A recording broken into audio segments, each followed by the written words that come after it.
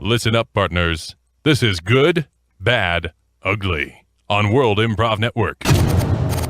Good evening, everyone. I am Alex. I'm Jim.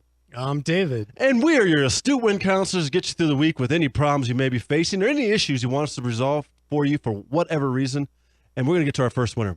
And our first winner's name is Josh, and he hails right here from Denver, Colorado, and he writes, Dear Win, with all the hype about man-made global warming these days, are there any positive aspects to it if it is true? Positive aspects to global warming if it is true. Yes, there are. Josh, here's what I think. Matter of fact, you know who the biggest benefactor is of global warming? It's Mother Earth herself. And here's why. Because if global warming wipes out humanity, then Mother Earth finally has a chance to heal and cure ourselves of that pustulous cancer known as humanity, which has been forever, spreading and metastasizing and blighting the beautiful Earth herself. Get rid of humanity, cancer is gone. Global warming all the way. Yeah, I think the side benefit mainly also for ice cream salesmen. Yeah, for sure. You know, anybody that drives a truck around or has one of those little carts with a bell on it selling ice cream. I mean, the warmer it gets, the more money they're gonna make. You know, so, that's a good point because the other thing that benefits, like there's a new surgery procedure out there. If you want to become a dolphin, a guy named Dr. Hack, he can actually turn people into dolphins. Yeah. And if the sea levels rise, I mean, that's perfect timing to become a dolphin. Yeah. And dolphins also have sex for pleasure. So, you're not missing out on much. You're right. You're absolutely right. I think the Antarctic dolphin is dying. And I think we should address the real issue here. Yeah. We don't need any more water on the planet. We have enough. Mm-hmm. So with global warming, the ice caps are melting. Right. The dolphins in Antarctica are perishing. The penguins are becoming crackheads. And life as we know it is not like we know it. Okay. So what's the solution, Dave? I mean, that's, the solution is ice machines. More ice machines, snowmaking machines, every extra ice machine, snow machine, all ski areas that have them, donate them to Antarctica, and let's build up that ice. That's a great idea. Let's redo the ice. Let's start a campaign. That is spot on because we know what we could do then. I mean, yeah, I know. Here we go. Bring back the ice. Bring back the ice. Bring back the, you know what? That is a great idea. And then what we could use is the solar panel initiatives to actually power those ice machines and snowmakers. And just use just like that, use the sun. But on the same token, Dave, if we got rid of humanity, I mean, the Earth would be probably so much better off. We'd start over. Right. It'd be one amoeba with another amoeba, 2 cells become 4, 4, 8, and how the rest of that works. And then all of a sudden we become salamanders that can talk. Eventually. Yeah, some life will replace us. Yeah. I mean, no civilization of any kind lasts more than 60 million years. That's true. So, I mean, there's a time limit on us anyway. Yeah. And if we brought back the dinosaurs, they could carry the ice chunks a lot quicker. And look at the Flintstones. That's a good point. So why fight it? Let it get warm. Let's sell ice cream. Let's start some snow machines. Let's generate an industry out of it. And everyone else can become dolphins. And those who don't become dolphins and adapt, like Darwin says, can walk. Yep, you go by the wayside. I just want to, just for real quick, on a little serious note, I just want to jump back to the original question and just let Josh from Denver know. He notes that if it is true, right. It's not. Man-made global warming is a myth, so don't worry about it, Josh. Well, there you go. He knows better. Jim is the scientist in here. Katie from Cincinnati, Ohio writes, Dear Win. What up, girl? What up, Katie, right off the hop. Dear Win, any recommendations on how to best experience... I know, but Jim is on to something here, okay? So he just wants to pay homage to the lovely female listeners that are willing to become winners and post a question to us. So that's all he's doing, right, Jim? Yeah. All the ladies deserve a voice, too. You're darn right. Dear Win, any recommendations on how to best experience a haunted house without peeing oneself or biting someone? Ooh. Yeah, that's pretty. Pens and a mouth guard. Okay. Pens and a mouth guard, Katie. That's a good way to go to a haunted house. What do you think, Jimbo? Well, I would say don't drink anything for 36 to 48 hours before you go to the haunted I'm house? sorry, guys. Like, Had double venti Trenti iced coffee with sugar-free vanilla and a lot of I milk. just came from a haunted house.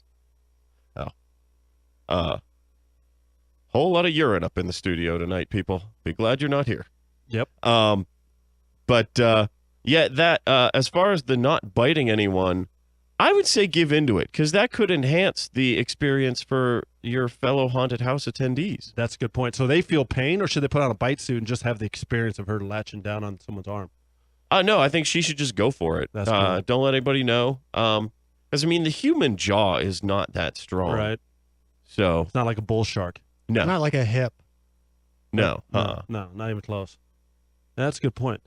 So she just don't even worry about it, Katie. I mean, Jim is telling you something good. Just go and experience the way it should be. And if people get sawed up a little bit by your teeth, no big deal. If you scream someone's eardrum into submission, no big deal. Just enjoy the experience. But Katie, know that if you go to a haunted house, the haunted people can't touch you. Yeah, I mean, that's against the rules. that is true against the rules. It's in the haunted house training book. Yeah. No matter where you go, they can't touch you. And if it's a real entity, well, most can't touch you. Well, Jesus. Oh, my Yeah. God. Dave, did you see that? Oh my God. Wow. Oh my God. Don't bite me, Dave. Gosh, what the hell just happened here? I don't know what was happening. Well, let's go to Michelle Grisby then from Casper, Wyoming, who writes, Dear Win, should I be concerned that I caught my husband reading a book titled A Billionaire Dinosaur Forced Me Gay? If so, what should I do? Wow.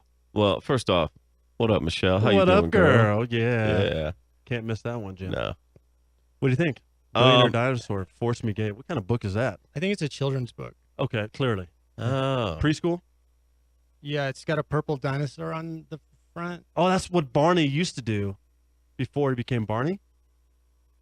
Or Dinger, the Rockies mascot? Well, I don't know much about this book because I don't have.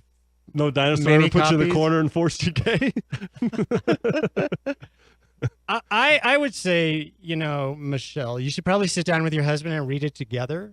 You could actually do a little role playing Oh, because with children's books, the best way it's absorbed if you read the pages and then fan the book so your audience can see the pictures, Mm-hmm. and maybe you'll both learn something and become closer. Yeah, so it's a bonding thing, not a separation thing. No, not at all. Okay. All right. So he's not really straying. He's just crying out for a bonding moment with his wife. He's just saying he wants to share on a deeper level. Okay. Jimbo.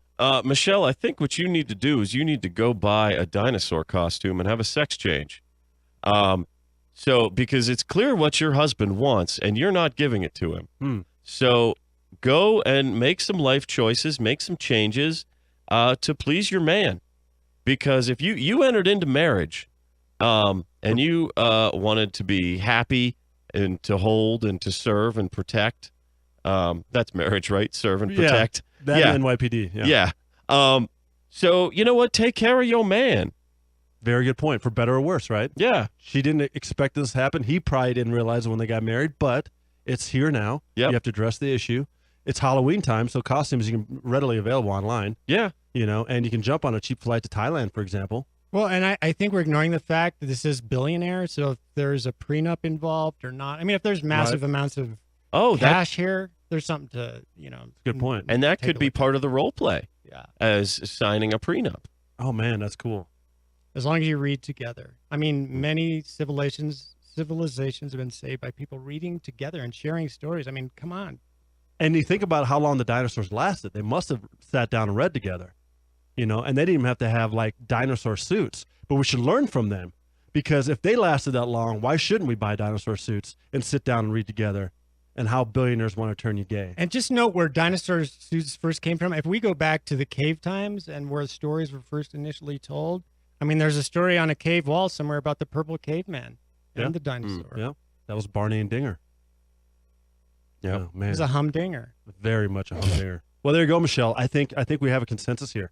Do something to better your relationship. Don't think it's something that's divisive here. Your husband's just crying out for you guys to bond even stronger than the day you got married. And you know what? Jimbo's going to take us to one more little piece of inspiration to get you through the rest of the week, known as Horoscope Corner. Love, fortune, status. Let us do your astrological chart. Horoscope Corner on World Improv Network. Oh, this is for all my fellow Leos out there. Are you tired of being a Leo? Maybe you want to be a Leonard. Well, the way you can do that is you can check out the World Improv Network Facebook page. Give us a like over there. We have a group. Check us out on Twitter at World Improv Net. You can send us suggestions. We'll use those on the show. We also have a channel, a YouTube channel, the World Improv Network. Subscribe, watch some videos, leave some likes, leave some comments. And you can get our podcast every week, iTunes or Google Play.